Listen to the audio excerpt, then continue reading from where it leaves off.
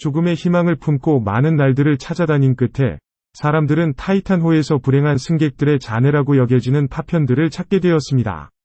하지만 여러분은 111년이 지났음에도 타이타닉호에서 아무것도 찾지 못했다는 사실에 주목하셨나요? 왜 그럴까요? 감독 제임스 카메론은 영화를 만들기 위해 타이타닉호의 난파선으로 33번이나 잠수하였습니다. 그는 인정해야 했습니다. 우리는 옷과 신발을 보았습니다. 어떤 시점에 시체가 있었음을 나타내는 쌍의 신발을 보았습니다. 하지만 우리는 시체를 본 적이 없습니다. 2015년에는 타이타닉호 난파선 내부에 남아있는 승객들의 유물 사진이 화제가 되었습니다. 정말로 소름 끼치지 않나요? 이 쌍의 신발을 보면서 저는 그들이 사람들의 발이 들어간 채 바다 밑에 남아있다고 추정합니다. 타이타닉호 난파선은 정말로 거대한 무덤이지만 그들의 물건들이 여전히 여기에 남아있는데 희생자들은 어디로 간 것일까요? 우리는 왜 그들을 찾지 못할까요? 답을 알기 위해서는 운명의 그날 1912년 4월 15일로 돌아가 봅시다. 그때 최신식이면서 가장 큰 배였던 타이타닉호가 북대서양에서 빙산에 부딪혀 가라앉았습니다. 초기 충돌 이후 다른 여러 배들이 무선 전신을 통해 타이타닉호에서 구조 요청을 들었습니다. 가능한 빨리 오세요. 기관실이 보일러룸까지 물에 잠겼습니다. 이것이 타이타닉호가 가라앉기 20분 전에 보낸 마지막 메시지였습니다. 배에는 승객의 절반만을 수용할 수 있는 구명보트만 있었습니다. 타이타닉호에는 구명조끼와 끈이 충분히 갖추어져 있었지만 그것들은 큰 도움이 되지 않았습니다. 물에 익사하는 대신 대부분의 희생자들은 북대서양의 차가운 물에서 얼어 죽었습니다. 구명보트에 올라탄 몇몇 행운의 사람들은 밤새도록 살아남았지만 새벽이 밝아올 때 눈앞에 펼쳐진 것은 희생자들로 가득한 바다였습니다. 흰색 구명조끼들이 모여 어느 흰 갈매기 떼처럼 느껴졌습니다. 근처에 있던 맥케이 베네토가 바로 타이타닉호 구조 작업을 위해 보내졌습니다. 출발 전 그들은 찾을 수 있는 모든 방부제와 관, 얼음, 철봉을 갖추었습니다. 배는 항구를 떠나기까지 3일이 걸렸고 현장에 도착하기까지 일주일이 더 걸렸습니다. 그 시점에는 불행한 사람들은 이미 흩어져 사라져 물고기들의 먹잇감이 되었습니다. 타이타닉 영화를 보셨다면 1급 승객과 이코노미 클래스 승객 간의 명확한 차별을 볼 수 있습니다. 사실 그 차별은 그들이 사망한 후에도 계속되었습니다. 외모와 개인 소지품을 기반으로 1급 및 2급 승객은 봉에 처리되었습니다. 1급 승객은 나무관에 넣어져 2급 승객은 천에 쌓였습니다. 그러나 이코노미 클래스 승객과 선원들은 천에 쌓이고 철봉이 묶여서 바다에 버려졌습니다. 3명씩 한 차례에 버렸습니다. 맥케이 베네토는 306명의 시체를 찾았지만 190명만 할리팩스 묘지에 안치되었습니다. 나머지 116명은 바다 밑에 누워 있습니다.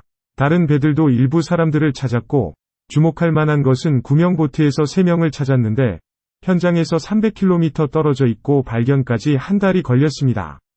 그래서 우리는 얼마나 많은 사람들이 배에 바닥에 묻혀 있는지 또는 어딘가에 떠내려간지 모릅니다.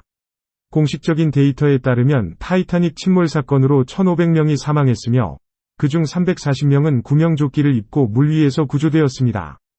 그러나 나머지 약 1,160명은 아직 바다 밑에 찾아지지 않았으며 아마도 영원히 발견되지 않을 것입니다. 그들의 물건 중 많은 것들은 오랫동안 배에서 회수되어 박물관에서 전시되었습니다. 가장 큰 이유는 1985년까지 73년 동안 타이타닉의 유물을 찾지 못했기 때문이며 전설의 배는 해저 3,800m 깊이에서 발견되었습니다. 그렇게 오랜 시간이 지나자 시체들은 부패하거나 깊은 곳에서 드문 단백질 원천이 되어 바다 생물에 의해 분해되었습니다. 해양 생물들은 인간의 피부와 조직을 먹을 수 있지만 수천 년 동안 존재할 수 있는 뼈는 어떻게 될까요? 과학자들은 뼈는 주로 칼슘과 인으로 이루어진 하이드록시아파타이트라는 미네랄로 구성되어 있다고 말합니다. 하지만 다양한 작은 분자들이 있고 해수의 화학적 특성으로 인해 이 뼈의 미네랄이 녹아들 수 있습니다. 또한 111년 동안 해저에 묻혀 있던 파편 속에서 뼈가 아직도 남아있을 수 있다는 가능성도 있습니다. 하지만 이는 소금 농도, 물의 pH 및 미생물의 영향에 따라 달라집니다. 뼈들은 배 안팎으로 흩어져 있거나 진흙에 덮여도 찾기 어려운 상태로 되어 있을 수도 있습니다. 이러한 관측을 따르면 타이타닉의 운명처럼 1,000명 이상의 승객들도 바다에 녹아들었다고 할 수 있습니다. 그러나 일부 학자들은 이러한 주장에 도전하고 있습니다. 사람들은 타이타닉 잔해와 유사한 깊이에서 고래뼈를 자주 발견하며 2009년 대서양에 추락한 에어프랑스 비행기의 승객들의 유해도 마찬가지입니다. 타이타닉보다 더 오래된 선박 잔해도 있으며 승무원과 승객들의 유해가 여전히 보존되어 있습니다. 예를 들어 1863년 미국 내전 도중에 남군 연합이 가라앉은 헌리배에서 8명의 선원들의 유해가 발견되었습니다. 더 나아가 BC 1세기에 그리스 안티키테라 섬 근처 1000년이 넘은 배에서 유해가 발견되었습니다. 일부 학자들은 우리가 아직 타이타닉 희생자들을 찾지 못했을 뿐 찾을 수 없는 것이 아니라고 믿습니다.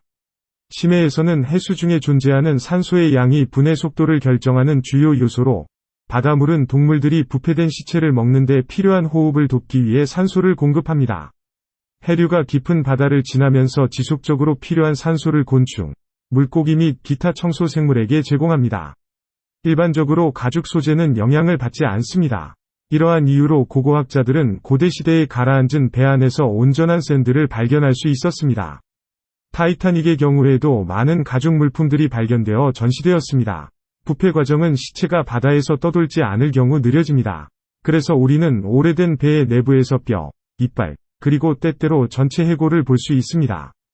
깊고 차가운 물과 산소 부족한 환경은 보존에 매우 좋은 조건이므로 이 사람들이 배 안 어딘가에 아직도 있을 가능성을 배제할 수 없습니다. 가장 의심스러운 곳은 배의 깊은 곳에 있는 기계실입니다. 다만 접근이 매우 어렵습니다. 왜냐하면 타이타닉은 이제 바다와 미생물에 의해 부식된 폐허뿐이기 때문입니다. 조금만 과도하게 개입하더라도 매우 위험할 수 있습니다.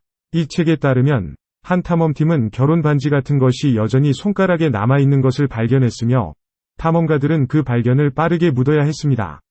타이타닉에 사람의 흔적이 아직 남아있을까? 라는 질문은 정부, 학계, 탐험가들, 기업 간의 뜨거운 대립을 촉발시켰습니다.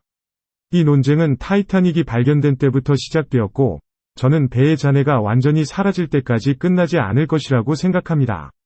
타이타닉 난파선이 국제해역에 위치하고 있기 때문에 난파선에 대한 판단 권리를 두고 오랫동안 싸움이 이어져 왔습니다.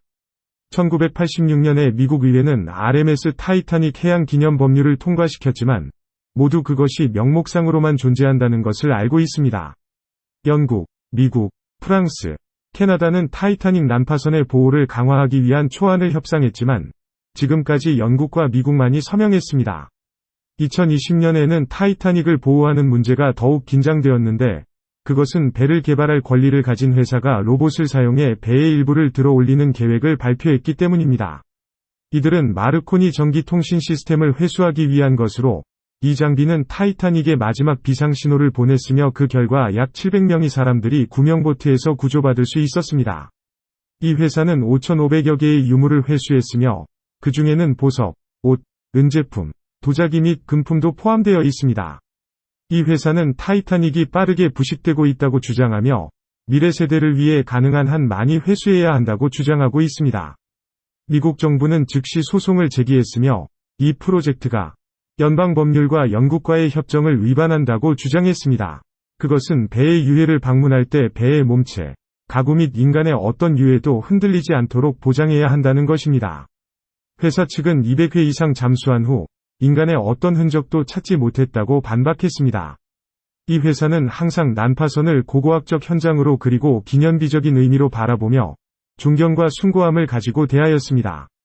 그러나 그것이 인간의 유해가 존재할 수 있느냐 없느냐의 사실을 바꾸지는 않습니다.